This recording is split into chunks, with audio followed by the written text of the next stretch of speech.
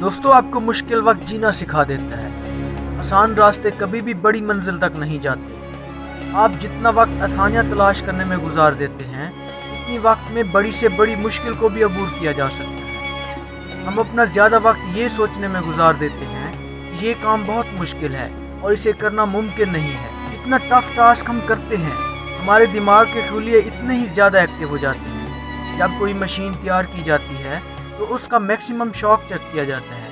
ये नहीं देखा जाता कि ये कम अज़ कम बिजली का कितना झटका बर्दाश्त कर सकती है, बल्कि ये देखा जाता है कि ये ज़्यादा से ज़्यादा कितना बड़ा शॉक बर्दाश्त कर सकती है। हम अपनी काबिलियत का मैक्सिमम चेक नहीं करते, बल्कि आसान काम करते हैं और इस तरह अपनी काबिलियत को खुद ही महदूद कर देते हैं।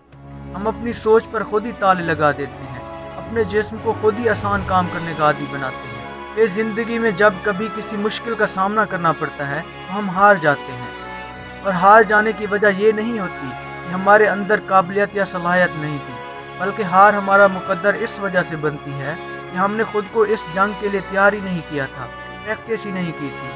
मुकाबला बुरा हो जाए तो हार नहीं मानता, पत्थर से टकराकर अपनी चोंच तोड़ देता है। फिर जब नई चोंच निकलती है तो एक एक करके अपने जिस्म से सारे पर नोच लेता है। जब नए पर निकलते हैं, फिर से जवान होकर अपने मकसद की तरफ वापस लौट जाता है। आसानी से खुराक तलाश करने वाली मछली हमेशा कांटे में लगे एक छोटे से कीड़े की वजह से अपनी जान की बाजी हार जाती है, मगर जो मछली अपनी मेहनत से पानी में खुराक तलाश करती है, वो कभी भी कांटे में नहीं आती।